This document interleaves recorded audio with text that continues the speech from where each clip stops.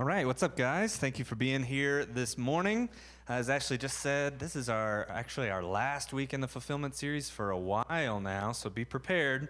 Soak it up. Next week, Advent brunches start, which is truly like the greatest time on the planet that we have here. Actually, it's the greatest time throughout the year is what I mean to say. Here at Dwell, we have Advent, we have brunch right in the middle of our worship gathering. Like, it's part of worship. It's just as important as singing that Sunday is eating a pancake, and so you have absolutely got to be here.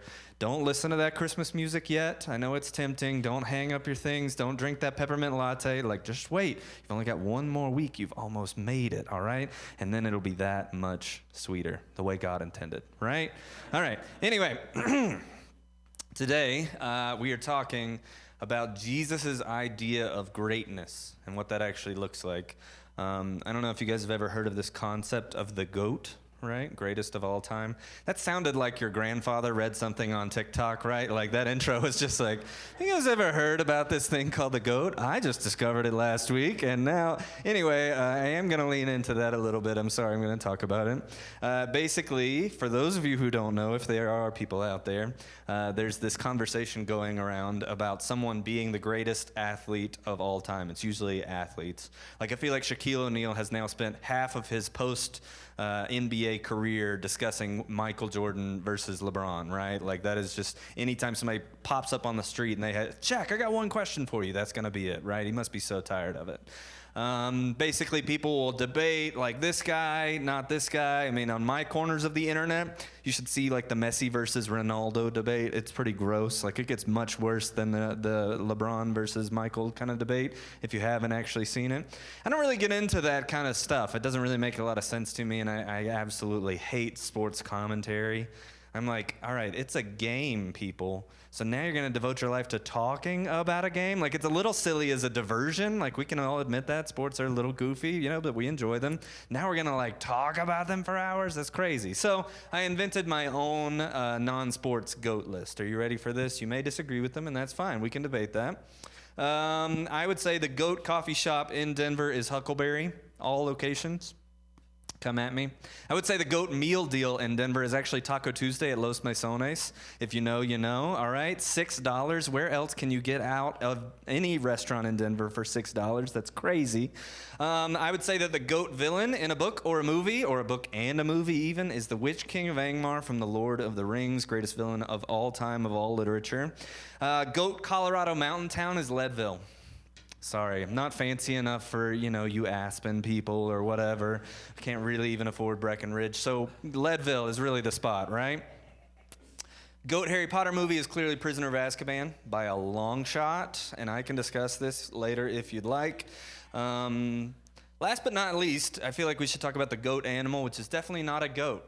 I'm sorry for you goat people there. Kind of stinks for the goat to have its name attached to this when no one in their right mind has ever been like, the best animal is goats, right? They're kind of mean, they smell, whatever. So the GOAT animal, and mind you, I'm not saying my personal favorite. I'm not a child here. I don't have a favorite animal. We're talking the best animal that exists is actually the polar bear.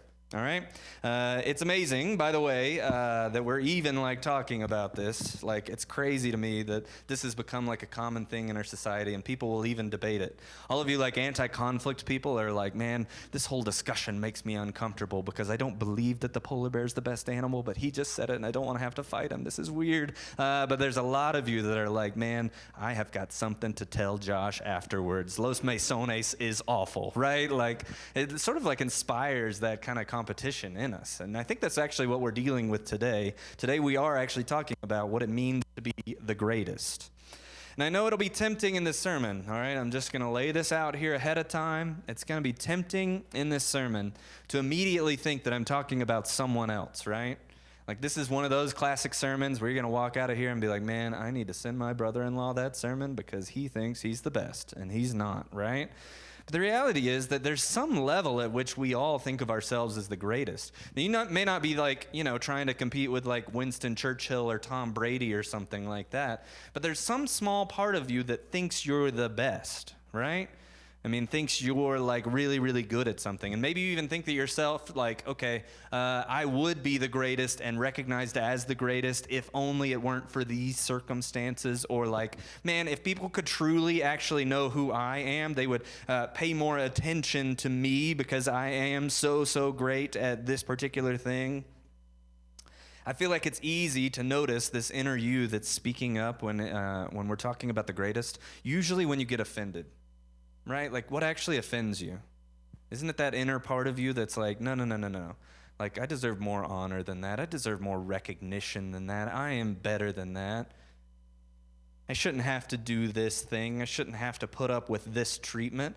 I'm always thinking more about others than other people are. I'm the most educated, most informed person on this particular issue. I have the most skills at this thing. And you see that inner person really pops up, and you notice it in the way that you tend to defend yourself, even if it's only in your own head. You say, hey, I am more important than that. I am better than that. You see, there's a part of each and every one of us that thinks that we deserve the seat of honor. Thinks that we deserve the best seat, that thinks at some level that we are the greatest.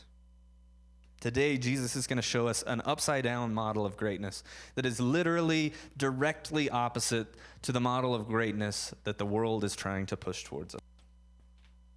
So, Jesus says he predicts his death one more time, and immediately after that, one of his disciples' moms come up to him, and they say, "Oh, Jesus, since you're going to heaven," this is how moms talk, you guys know.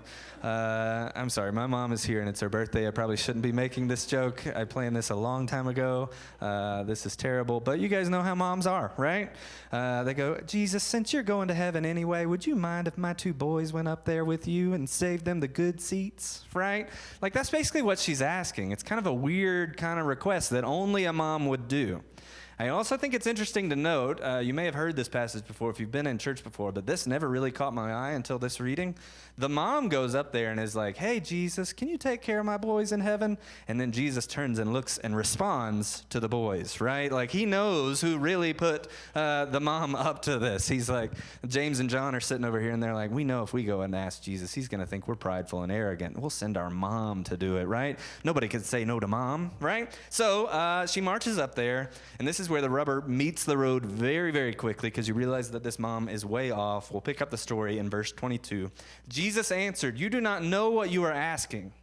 Are you able to drink the cup that I am to drink?" They said to him, "We are able." And he said to them, "You will drink my cup, but to sit at my right hand and at my left is not mine to grant, but for those for whom it has been prepared by my Father." Now, this cup that Jesus is talking about is actually the cup of suffering that he would drink. He even refers to it that way in the Garden of Gethsemane, and this was like a common phrase for people to use back in the day. He's saying, like, this cup that you're going to drink is going to be pain, it's going to be sorrow, it's going to be difficulty. And Jesus says, you don't get it. If you want to sit near me, this is what you're going to have to go through, which already should give us a clue that Jesus' model of greatness is not the same as ours. He then foretells, when they say, "Yeah, sure, we'll sign up for that," he foretells the suffering that they would both endure.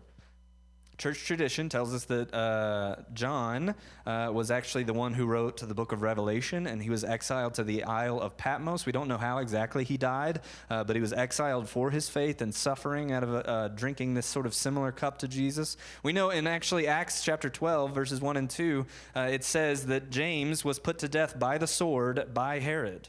He drank a very similar cup to what Jesus would endure as he was suffering for Jesus. It's astonishing here. Both brothers jump at the chance. They say, "Yes, Jesus, we will drink that cup." The story goes on to tell us that this mom was not the only one who didn't understand Jesus' model of greatness. The rest of the disciples did not either. Picks up in verse 24. "And when the 10 heard it, they were indignant at the 2 brothers." That makes sense, right? You get that. They're like, "Hey, there's only 2 seats on either side of you in heaven, Jesus. And there's 12 of us here." They're all like running the numbers, So they're indignant. Verse 25, "But Jesus called to them and said, 'You know that the rulers of the Gentiles lord it over them, and their great ones exercise authority over them. It shall not be so among you. But whoever would be great among you must be your servant, and whoever would be first among you must be your slave. Even as the Son of Man came not to be served, but to serve, and to give his life as a ransom for many.'" You see, this is the heart of Jesus' upside-down model of greatness, and it's completely opposite of ours. He's saying the first shall be last, the servant will be greatest among you. In our world, the greatest rise to the top, and then we give them more power and authority, right? The impressive people have power and authority. You can find this out really quick, how crazy it is that we give people with skills and impressive natures and stuff like that, like we give them more and more and more authority in our lives to yield it over us. You find this out when you watch TV and you see like commercials for like cryptocurrencies or whatever. Like, why would a basketball player need to tell me about this new change in economic function of the world, right? Like, that doesn't make any sense. We trust celebrities to tell us how to vote, you know, like it's just kind of like crazy. We say someone is great, and thus they need more influence, they need more power, they need more authority in our lives. And then as they climb that ladder of greatness, as they become more known, as they become more recognized to be great, they start sort of saying, well, I don't need to do things that are beneath me anymore. I mean, how many struggles would we have in this world, or how many less struggles in this world would we have if, like, people who were deemed great in our world actually were humble and willing to, like, serve other people? How much better would our world be if people didn't take power and authority and try and take it as far as they possibly could? Instead, our society says, whatever you deem great, we're going to pick the person that we think has the highest concentration of that skill. Then we're going to raise them up and give them all kinds of actual and implied authority over our lives. And ironically enough, we've even taken it a step further. If I can, put my grumpy old grandpa hat on one more time. In our like semi-virtual world that we live in our like celebrity-obsessed culture, you don't even really have to be great as long as you can pretend really well that you are great, right? Like as long as you can sort of convince enough people that you are great, then this snowball starts happening. It's crazy.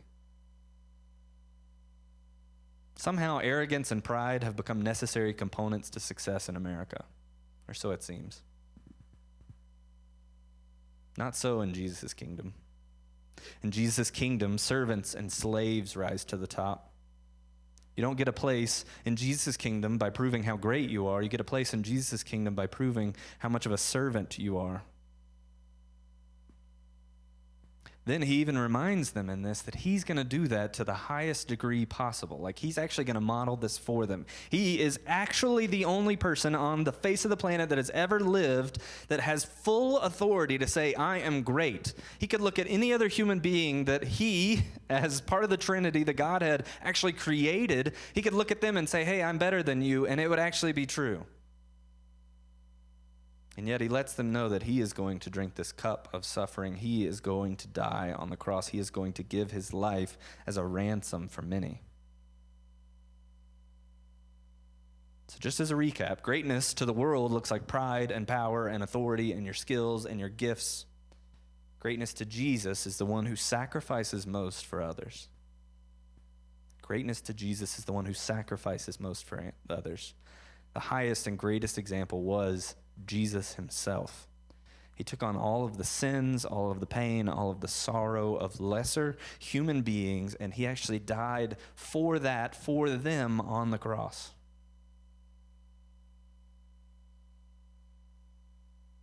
So, how do we take what Jesus is saying here and actually apply it to our own lives? How do we sort of like reformat our minds towards this system of greatness that Jesus is describing here, not the one that we default to with the rest of the world?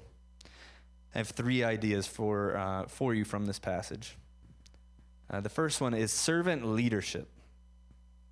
I believe that to put yourself in a position of servitude towards someone else is like a distinctly un-American idea. Never actually watched the show, much to my wife's chagrin, but I get the idea on Downton Abbey that you want to be upstairs, not downstairs, right?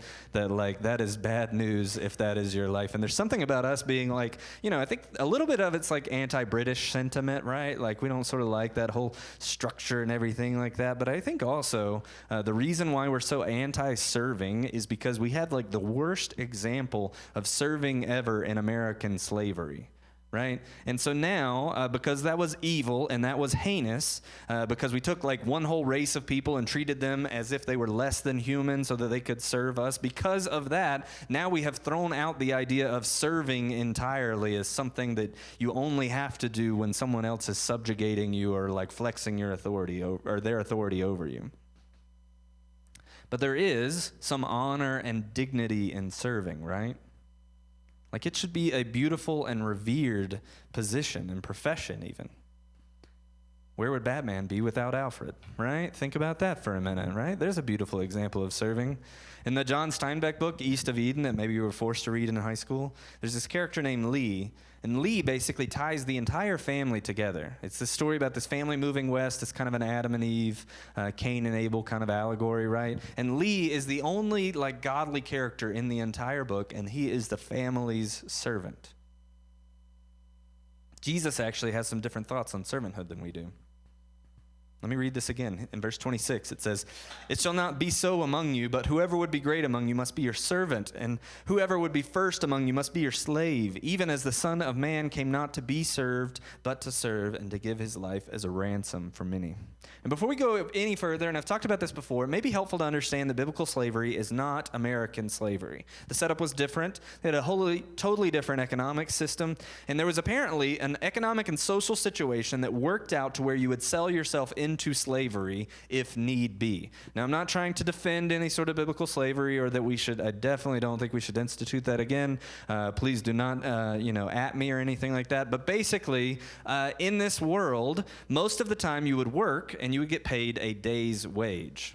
And if you got into a place where you got into debt, you got behind on your money, there was basically no way that you could actually get ahead. And so sometimes it was the economic system, the right choice for you to sell yourself into slavery. Because then instead of getting your day's wage that you would then come home and pay out to pay for your day's food and your day's housing, you would actually just have all of that provided by one person. People even willingly decided that slavery was the best option for them. And the reason why I bring all that up is not to just give you some sort of weird economic lesson that I probably don't even know enough to be talking about, but for two reasons. The first one is that when you hear slave, you probably think American slavery, which has almost no redeeming qualities, right? I can't really even think of one.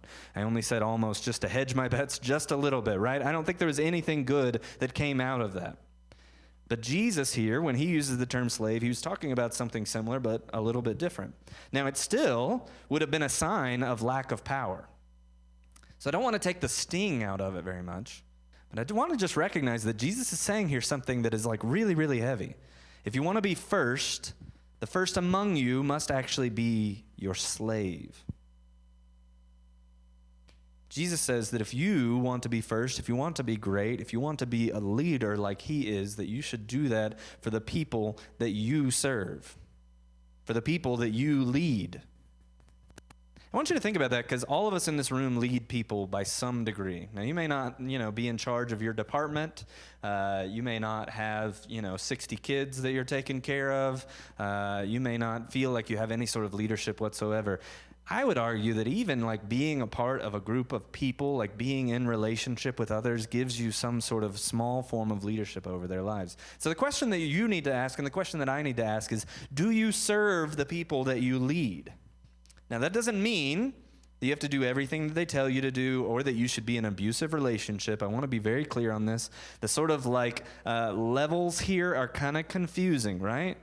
And this is tricky. We talked about this a long time. We actually have a sermon meeting every week where we walk through the text. The tricky thing is there are two types of people in this room.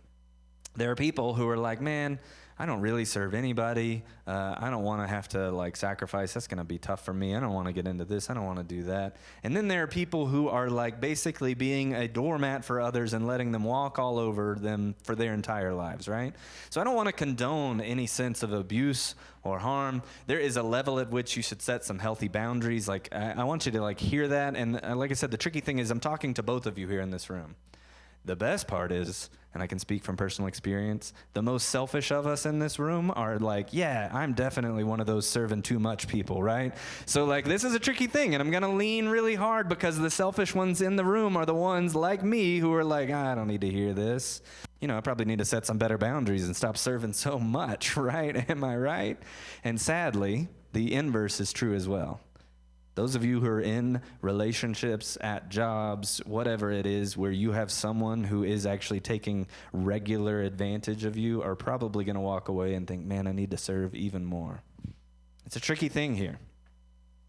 What's beautiful about this and what Jesus is promoting here is that it is a willing offering of yourself for someone else. It's not someone else taking this from you, it's you actually giving it to them, which is infinitely more beautiful. Someone taking advantage of you is heinous and dark and confusing and awful.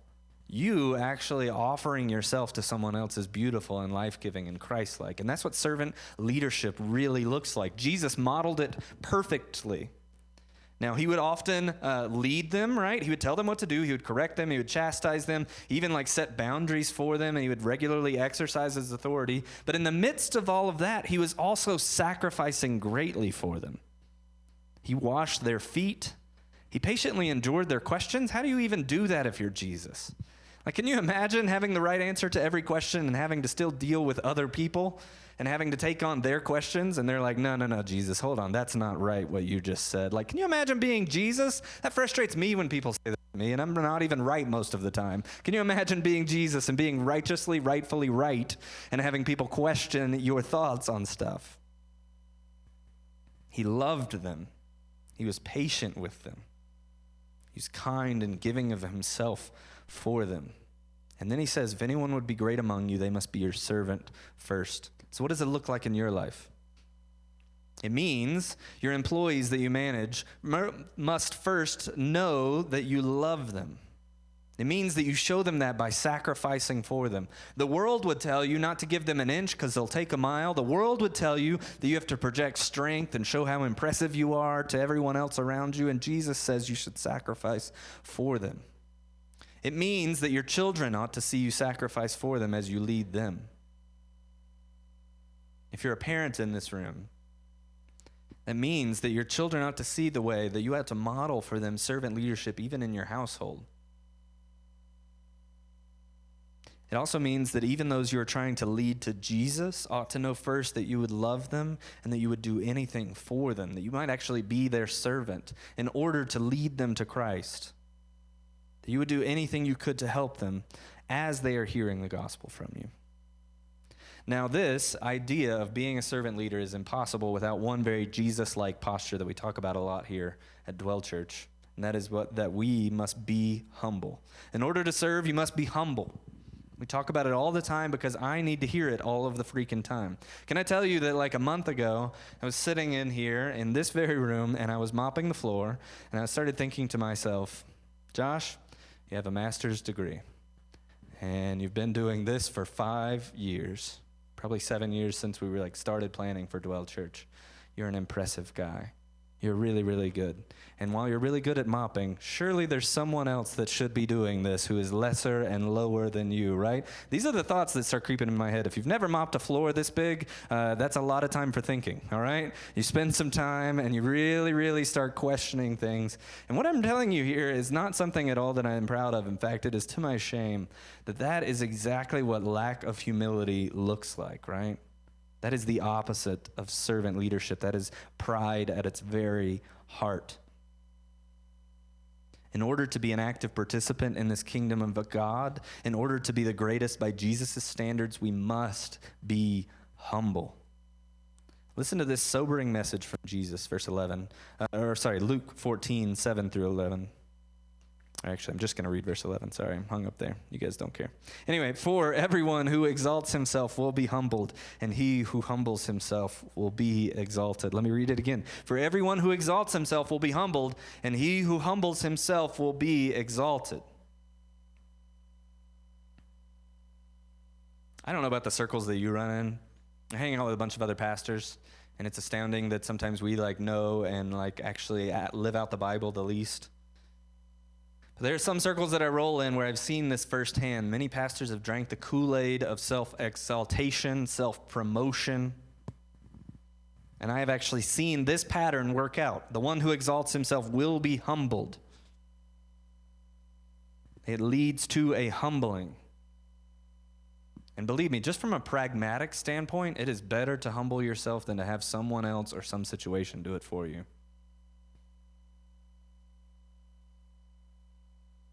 In order to be great in Jesus' kingdom, you cannot think that you are better than anyone else. This whole the last shall be first thing actually starts in your heart and in your mind.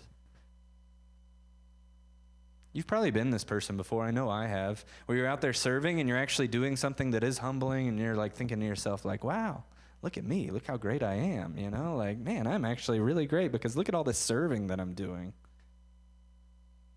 That's where humility comes in. Because as is very often the case with Jesus, he's after what's in here, not just what you do. He's after your heart and your mind. Humility means not that you're thinking less of yourself, but you're thinking of yourself less. Right? So as you're doing these things, you're not thinking of like, who's seeing me do these great things? Who's seeing me be so servant-hearted? Who's recognizing what I'm doing here? But you're actually just thinking about the people that you are serving, the people that you are sacrificing for. Which leads us to our last point. Give your life. In humility, you are offering your life to someone else. You really only start thinking about giving and keeping your life when you're in like a boring meeting, right? You're like sitting there and you're like, oh my gosh, am I really giving my life to this? Like, is this my life right now? Have you ever had that moment, you know? Like, it's that weird moment, and don't pretend like you've never done this, where you're like sitting and you're like, I wonder what they would do if I jumped out that window right now. Like, if I just jumped right through that window, like, how would everyone else in this room respond? Maybe you're thinking that right now, and I'm sorry for that, but that's when you start thinking about, man, this is my life. Like, this is what I am doing. You're stuck on hold for 4 hours, and you're like, man, I only get a few sets of these 4 hours throughout my whole life. Like, think about it. You're going to spend a few days of your life sitting at stop signs. That is what it means to, or stoplights. That is what it means to, like, give your life. Now, when we think about that, that very often leads us, I think, towards, like, a sense of, like, hedonism, right? Like, a kind of, like, I'm just going to do what makes me happy all the time. We say we don't want to waste our lives. We should spend them in ways that suit us, right? Like, we should do things that make us happy all the time. This is kind of like this idea of like, this is my life and it's finite. I only get one of them. YOLO, if people say that anymore. What happened to that, by the way? Can we just like say like pour one out for YOLO? I liked those days, right? Anyway, basically it's an idea that you can't waste a second because every single second of your life is yours and it's precious and you need it and you got to have it. Jesus challenges us. In Jesus' kingdom, lives are eternal, and they are given as gifts. Lives are eternal and are given as gifts. Think about that for a second.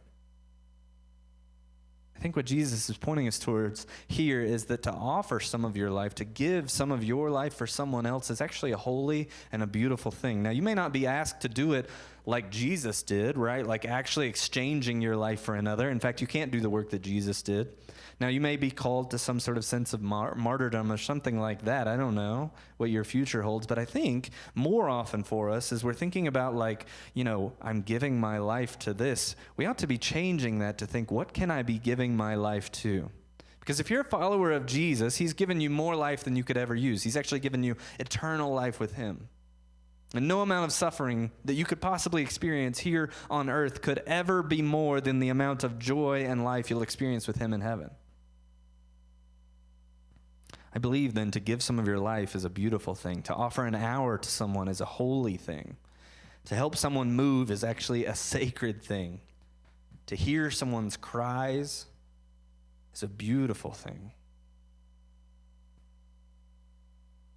I would even argue, to a degree, let someone even take advantage of you can be a beautiful thing. Because I'll tell you, at least for me, that's what it feels like to help someone sometimes, Like I wonder, as I look at my own life, I wonder how many times like quote unquote healthy boundaries that I've set have kept me from actually loving my neighbor. Is that what Jesus would want? I don't think so. And man, you could just do a simple and nice thing. And I bet if you walked up and down the streets of Denver and talked to 10 people, you'd find at least one that would say, no, you need better boundaries than that, man. You don't need to give away that cup of water. You got to think about you.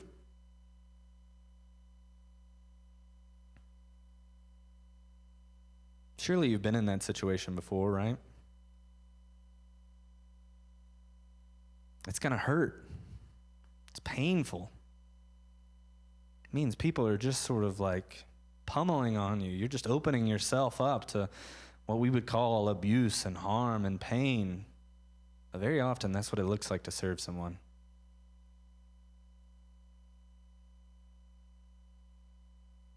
Now, I'm not recommending that you abandon boundaries or burn yourself out, but to give your life for someone else means taking a little bit of their suffering that they are carrying and transferring it onto yourself. It is not meant to feel good.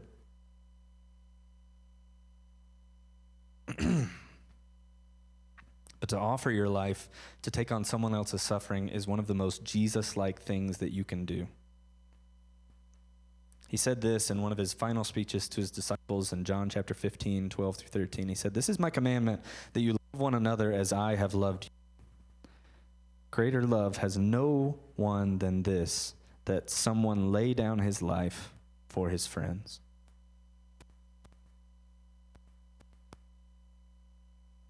Greater love has no one than this, that someone lay down his life for his friends. My call to you is to do that for someone else. Do it this week. Lay down a part of your life for someone else. Find someone who is suffering, and believe me, they're not hard to find. Find someone who is suffering and take some of that suffering on yourself. That could look a lot of different ways. You could actually try and find people that are like suffering the most in our city. Find someone who's like unhoused, someone who's living in poverty, someone who is just struggling to get by every single day. Now, that may be what you need to do this week, and there's going to be plenty of opportunities with Thanksgiving coming up. Some of us actually like already have the person in our life, and we've said to ourselves, man, I am not going to go grab coffee with them. They are just going to complain. They are just going to like bring me down. That is a negative person. That person is probably negative because they are going through a lot. They are suffering, and you have the opportunity to take some of that they're carrying and just place it on your own back. In fact, if you have Jesus' love in you, that means that you can carry a little more suffering. If you have the strength and the power of the Holy Spirit, that means you're able to bear a little bit more than you might think. Share that load. I am prayerful and hopeful that the Holy Spirit is speaking to each and every one of us in this room as to how we might bear some of that suffering this week from someone else. Finally, if you feel like, as we were talking, man, I don't know that I can take on anyone else's suffering because I am suffering so much right now. The most beautiful thing in this passage is actually Jesus predicting his death on the cross, because it means that he is going to take on all of that suffering on himself. He does not want you to carry it yourself. He does not want you to bear it all alone. He does not want you to have to keep on carrying that heavy load. He actually takes it all, and he takes it to the cross, and then he dies and takes it to death with him. So much suffering in the world comes from the fact that we are sinful human beings, which means we very often choose our own way over God's. We are sinful, we are selfish, we are greedy, we want more than we deserve, we want to take it from others, we want to cause pain to ourselves and to others. And the only remedy for that, the only solution for that problem in our life, there's no amount of self-help that could get you out of that. There's no sort of like positive vibes that could break that cycle. The only solution is the death on the cross, that Jesus died for you and for me. He actually died for that suffering that you're experiencing right now. And he died for you because he loves you.